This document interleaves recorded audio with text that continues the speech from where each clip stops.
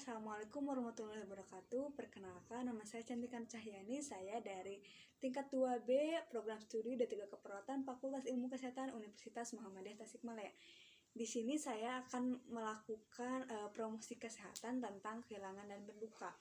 Nah, yang tujuannya itu dimana untuk mengharapkan klien dan keluarga klien dengan kehilangan dan berduka dapat memahami dan mengerti cara mengatasi kehilangan dan berduka, yang dimana materi-materi yang akan disampaikan yaitu ada pengertian penyebab, tahapan berduka, tanda dan gejala berduka, cara mengatasi kehilangan dan berduka, dan peran keluarga dalam merawat pasien. Nah, baik, langsung saja pada materinya, yaitu yang pertama itu ada pengertian. Nah, pengertian kehilangan dan berduka itu merupakan bagian integral dari kehidupan. Kehilangan adalah suatu kondisi yang terputus atau terpisah atau memulai sesuatu tanpa hal yang berarti sejak kejadian tersebut. Nah, ada juga kehilangan itu merupakan suatu keadaan individu yang terpisah dengan sesuatu yang sebelumnya ada. Nah, lalu untuk penyebabnya itu perasaan kehilangan dan berduka pada seseorang dapat muncul dikarenakan berbagai alasan. Di antaranya itu yang pertama itu ada kehilangan seseorang yang sangat dicintai. Nah, kehilangan seseorang yang sangat dicintai itu dan sangat bermakna adalah salah satu yang paling membuat stres dan cukup mengganggu. Nah, lalu yang kedua itu ada kehilangan yang ada pada diri sendiri atau bisa disebut dengan loss of self. Nah, anggapan ini meliputi perasaan terhadap keatraktifan diri sendiri, kemampuan fisik dan mental, dan peran dalam kehidupan dan dampaknya.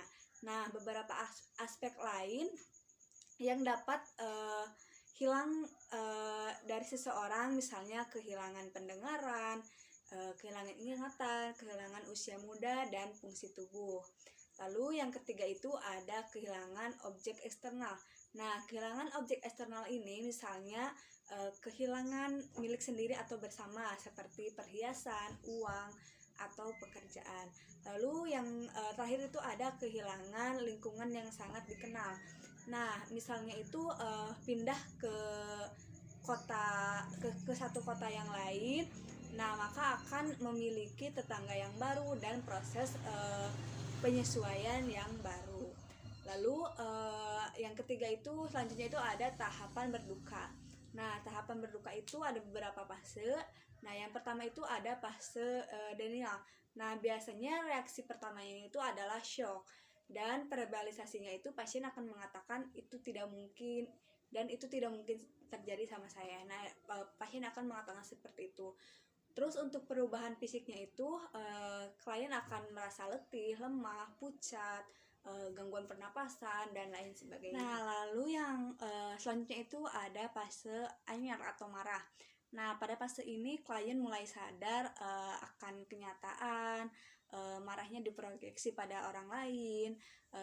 Terus untuk reaksi fisiknya biasanya pasien itu mukanya merah, nadinya cepat, kelihatan gelisah, susah tidur, tangannya selalu mengepal, dan perilakunya itu agresif. Lalu yang selanjutnya itu ada fase bargaining atau tawar-menawar. Nah, pada fase ini biasanya verbalisasinya itu klien akan mengatakan kenapa harus terjadi pada saya, kalau saja saya kalau saja yang sakit ini bukan saya, misalnya seperti itu. Nah, baik, untuk selanjutnya itu ada fase depresi. Nah, pada fase ini klien itu mulai menunjukkan sikap menarik diri, tidak mau berbicara dengan siapapun, dan putus asa. Lalu yang terakhir itu ada fase exception. Nah, pada fase ini klien pikirannya itu pada objek yang hilang itu mulai berkurang. Nah, baik, yang selanjutnya itu ada tanda dan gejala. Nah, ada beberapa tanda dan gejala. Yang pertama itu ada ungkapan kehilangan, lalu ada menangis, lalu ada gangguan tidur, lalu ada kehilangan nafsu makan, dan sulit berkonsentrasi. Nah, selanjutnya itu ada cara mengatasi kehilangan dan berduka. Nah, sebenarnya itu tidak ada caranya, namun ada beberapa tugas yang harus dilewati agar pasien dengan kehilangan dan berduka tetap pada fase itu dengan normal. Beberapa tugasnya, yang pertama itu, tugas pertama itu klien menerima kenyataan. Tugas pertama itu melibatkan proses penerimaan bahwa objek tersebut telah pergi dan tidak akan kembali. Lalu tugas yang kedua itu melewati rasa nyeri akan berduka. Lalu tugas yang ketiga itu beradaptasi dengan lingkungan. Tugas yang keempat itu melanjutkan jalannya roda kehidupan seperti biasanya. Baik, yang selanjutnya itu ada peran keluarga dalam merawat pasien. Ada beberapa. Yang pertama itu berharap akan perawat yang terbaik sudah diberikan, serta keyakinan bahwa mati adalah akhir penderitaan dan kesakitan.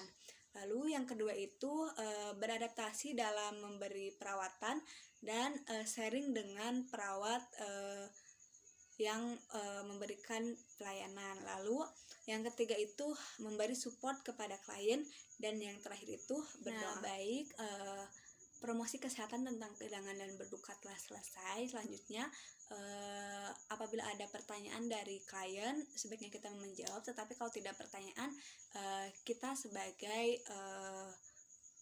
yang pemberi materi memberikan pertanyaan kepada sasaran, yang dimana tujuannya itu agar mengetes apakah klien itu mengerti atau tidak.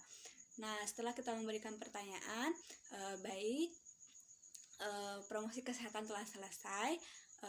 Semoga dapat dipahami dan mengetahui cara mengatasi kehilangan dan berduka.